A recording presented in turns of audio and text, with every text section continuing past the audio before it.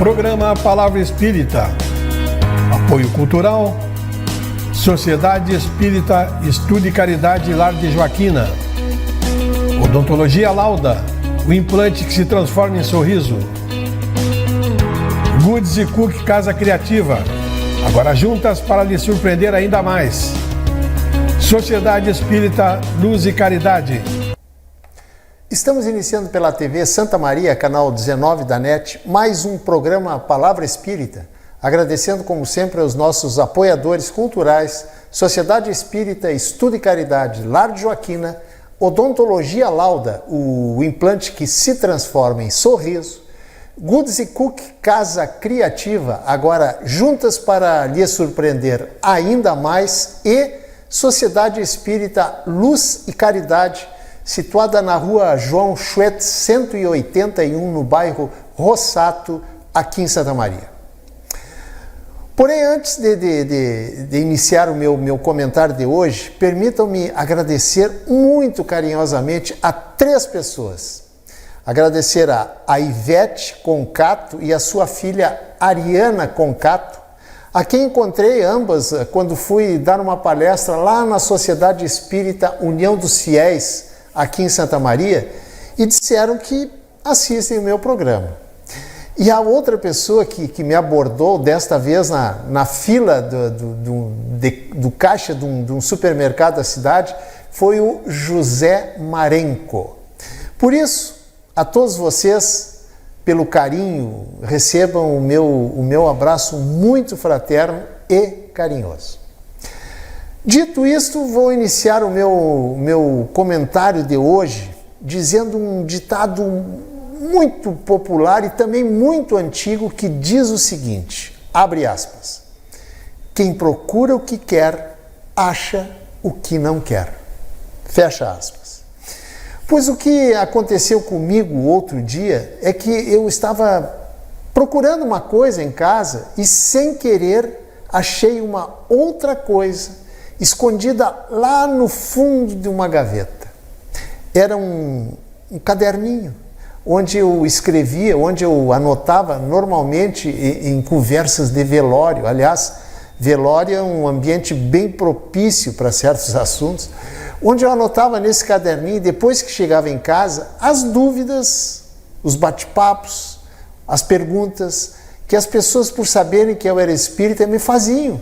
Que diziam a respeito de vários temas, como a vida, morte, espíritos, mediunidade e tantos outros assuntos que normalmente, além de se comentar sobre a vida do morto, né, num velório, se fala também esses assuntos em velórios. Pois hoje eu vou aproveitar para abordar, ainda que rapidamente, algum desses questionamentos anotados lá no meu achado, lá no caderninho esse.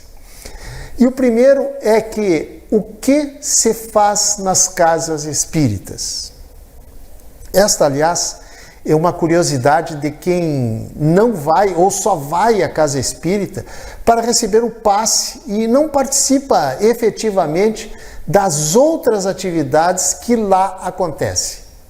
Pois na casa espírita, além das palestras edificantes, além do passe espiritual e das sessões mediúnicas em que os médiuns da casa, sentados em torno de uma mesa, em concentração e oração, recebem mensagens escritas e faladas dos nossos irmãos habitantes do mundo espiritual. Aliás, mundo espiritual este para onde todos nós, sem nenhuma exceção, iremos um dia para lá. Outra atividade, na maioria das casas espíritas, é que existem grupos de estudos em que se estuda e discute-se, no bom sentido, claro, o discute-se é no bom sentido, as obras básicas da doutrina espírita, à luz da lógica e da razão. E assuntos que são as grandes e pequenas questões que envolvem e afligem o ser humano. E o que chama muito a atenção quando a gente se aprofunda no estudo das angústias humanas, tais como o amor, o ódio, o ciúme, a inveja, a ignorância e tantos outros sentimentos, é que, apesar de toda a evolução humana no aspecto material, em termos de emocionalidade e espiritualidade, no entanto, continuamos ainda progredindo a passos de tartaruga, ou seja, muito lentamente. Outra dúvida escrita no caderninho é se o Espiritismo cobra dízimo. E a resposta é, logicamente, um sonoro não. Aliás, essa questão do dízimo é mais uma questão que, quando analisada à luz da lógica e da razão, fica até fácil de responder. O dinheiro, ou o apelido que você quiser dar para ele, compra o seu sossego, compra a sua felicidade e a sua paz de espírito? Não compra, pela simples razão de que não há troca de dinheiro que é do corpo, que é do mundo material, por benefícios que são propriedades do espírito. Gente, Deus não precisa do dinheiro, muitas vezes até suado, como dizem por aí, para a obra dele, para a obra de Deus. Por isso mesmo é que a casa espírita é um local para a educação do espírito. Por isso, se você for a uma casa espírita, eu pelo menos não conheço nenhuma, e lhe pedirem dinheiro ou encontrar lá uma caixa, tipo um cofrinho assim, que diz assim, que tem a palavra oferta, faz o seguinte: dê meia volta e vai embora. Simples assim. Outra pergunta que está lá no caderninho: como o Espiritismo entende a salvação? Gente, para o Espiritismo não existe céu e nem inferno, e nem purgatório, nenhum desses lugares que amedrontaram a minha geração e outras gerações que vieram antes dela, da minha geração. E para explicar melhor, vamos fazer, você aí e eu aqui, um exercício de lógica. É o seguinte: você seria capaz de condenar o seu filho, que você ama, com todo o seu amor, com um castigo que tem data para começar, mas não tem data para terminar, como é o caso do castigo lá no tal de inferno? Gente, não tenho nenhuma dúvida de que a sua resposta será também sonoro não. Pois e você que é assim, eu também, e todos nós somos, aliás, como todo pai, como toda mãe, imperfeito e cheio de defeitos, que somos todos nós, não conseguimos condenar o nosso filho a um castigo eterno. Que dizer de Deus, que é perfeição absoluta em todas as virtudes, e só olha para todos nós com olhos, entre aspas, de compaixão e amor? E o que mais me deixa assim impressionado é que em pleno século XXI ainda existem correntes religiosas que não só divulgam, como amedrontam os seus seguidores com esses absurdos teológicos. Outra questão que encontrei também lá no caderninho é se o Espiritismo acredita em promessas aos santos. E a resposta, mais uma vez, é não. Por uma razão também muito simples. Porque não há barganha entre os chamados vivos, que somos todos nós, e os chamados mortos. E muito menos ainda com Deus. O Criador não é, assim como nós humanos, chegado a uma troca de favores, tais como: se eu for aprovado no concurso, prometo que darei uma contribuição bem poupuda para a minha igreja. Ou outras promessas para casos mais graves, como por exemplo: se o meu marido ou a minha esposa voltar do coma e não morrer, eu prometo que farei o trajeto da procissão X lá de joelhos. Gente, nesses dois casos, o Espiritismo acredita que se você passou no concurso, foi por seus esforços e pelo seu merecimento. Ou seja, a cada um segundo os seus méritos.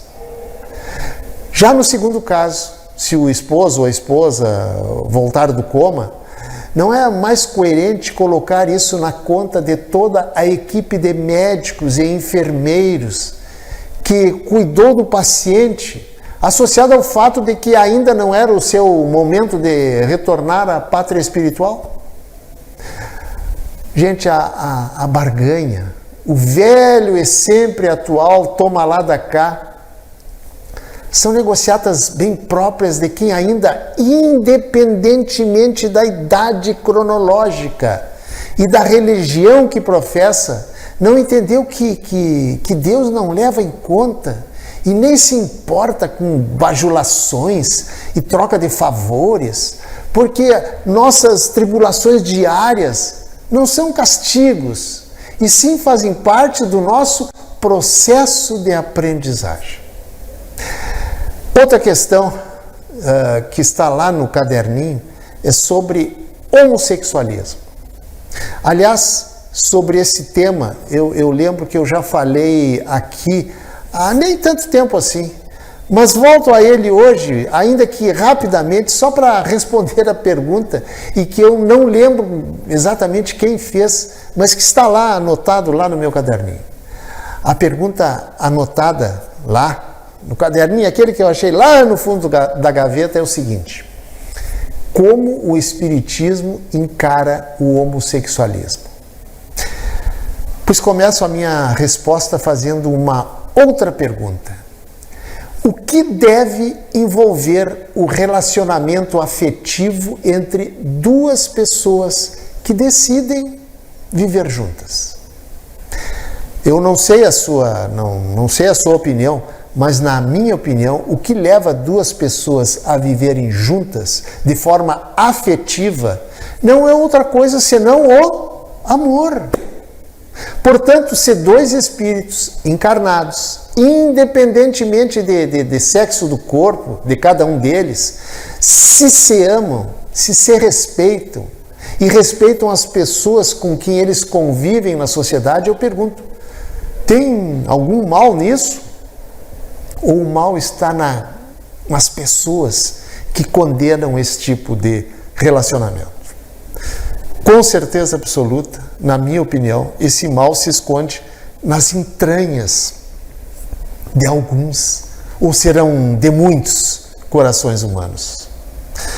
O preconceito, seja ele qual for, demonstra um nível muito baixo do atraso espiritual dos preconceituosos. É triste dizer isso, mas é uma verdade, infelizmente.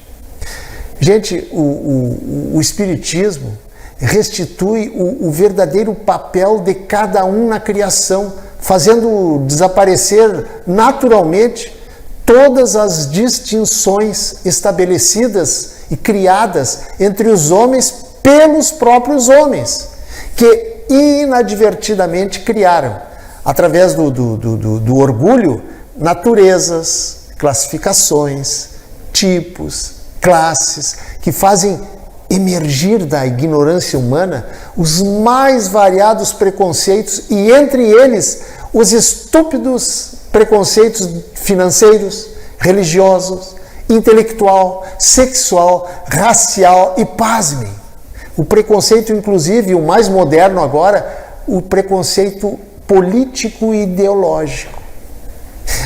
E aí você pode se perguntar, qual a razão que Deus permite que cada um chegue a este mundo desta ou daquela forma, deste ou daquele jeito? Pois só existe uma explicação lógica para isso, que se chama reencarnação. Não existe mais nada mais lógico de explicar as abismais diferenças humanas em que uns nascem livres e outros nascem escravos. Uns já nascem ricos e outros pobres. Uns nascem com saúde e outros já nascem doentes. Uns nascem com seus corpos perfeitos e outros com alguma deficiência, algumas até bem severas. E assim outras tantas dicotomias que não são explicadas de forma coerente e lógica fora da multiplicidade das existências, também conhecida por reencarnação. Eu não tenho medo de afirmar que um dos principais papéis do Espiritismo é trabalhar no crescimento, na evolução do nosso espírito, no sentido de que entendamos que, em essência, somos todos absolutamente iguais, apenas vivendo momentos diferentes dentro de quê? Da pedagogia divina de ensinar. Os preceitos espíritas não obrigam a quem quer que seja a agir desta ou daquela forma, não obriga a ninguém a seguir o caminho X ou o caminho Y, e sim nos fornece informações para que sejamos pessoas melhores e não cultivemos em nossos corações sentimentos, como é que eu vou dizer, sentimentos tóxicos, como, por exemplo, uma das maiores chagas da humanidade, que é o preconceito, qualquer que seja ele. Através das várias etapas reencarnatórias vivenciadas pelo espírito, ele passará por diversas situações e viverá papéis diferentes na sua trajetória evolutiva, inclusive vivendo situações que hoje ele condena e discrimina, até que ele, um dia, cansado de errar, se conscientize e inicie o seu processo de depuração espiritual, eliminando gradativamente as suas imperfeições. Mas, enquanto isso não acontece, o mundo vai nos oferecendo, a todo momento, sobrados exemplos de pessoas ricas, materialmente falando, claro, que se acham superiores aos pobres.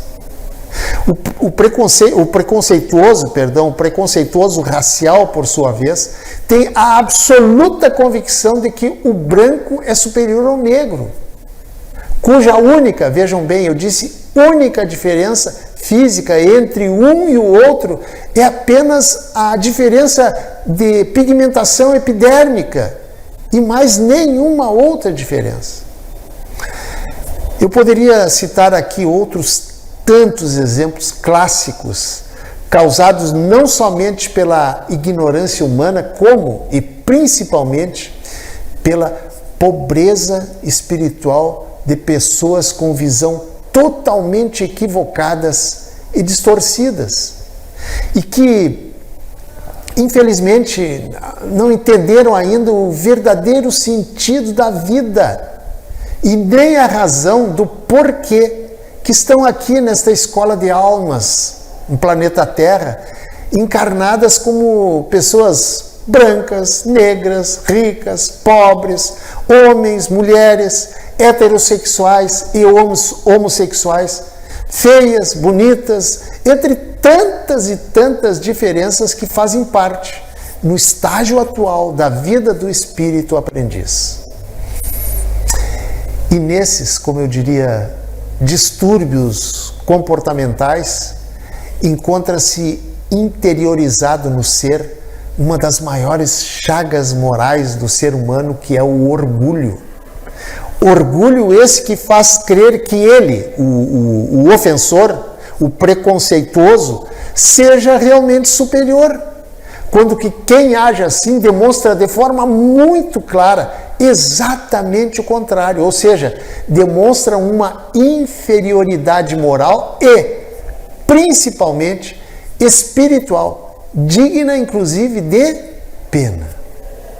Claro que, além do orgulho, muitos outros sentimentos inferiores habitam aquele espírito poluído pelo preconceito, e que deveriam, esses sentimentos inferiores, serem reconhecidos e tratados, para que esses espíritos ainda muito inferiores no aspecto moral pudessem evoluir e crescer mais rapidamente na escala evolutiva. Infelizmente, uma enorme parcela da população mundial, inclusive até pessoas de nossas relações, sofre com essa chaga chamada preconceito, que habita nossos corações humanos e que discrimina pessoas pela posição social, pela orientação sexual, pelo peso, pela cor da pele, entre tantos outros sentimentos discriminatórios. E por falar em cor da pele, me permita, já encaminhando para o final, contar uma historinha, creio que até ela é uma historinha bastante conhecida, mas independentemente de ser ou não conhecida, acho que vale a pena contar essa história para aqueles que não sabem e fazer o fechamento desse comentário. E a historinha conta que era uma tarde de domingo muito ensolarada, em que as pessoas levaram seus filhos ao parque para aproveitar aquele dia com o sol brilhante e magnífico. E lá, no meio do seu público-alvo, a criançada, claro, um vendedor de balões, para anunciar o seu produto, soltava balões com gás hélio que se elevavam no ar. E ali perto, um menino negro observava os balões subirem. E o menino viu um balão vermelho subir, depois de algum tempo um balão azul, depois um laranja, até que subiu um branco. E o menino ficou intrigado e notou que havia um balão de cor preta que o vendedor não havia soltado. Aí o menino se aproximou do vendedor e, meio intrigado e meio constrangido, perguntou ao homem dos balões: moço, se o senhor soltar esse balão, apontando para o balão de cor preta, ele vai subir também como os outros? O vendedor, sorrindo e entendendo a preocupação do menino, soltou a linha que prendia o balão nas suas mãos e o balão, logicamente, subiu. Ao que o vendedor, com ternura, disse ao menino que olhava o balão subir: não é a cor do balão, é o que está dentro dele que faz o balão subir. O menino deu um sorriso, agradeceu ao vendedor e saiu correndo, misturando-se entre as crianças do parque.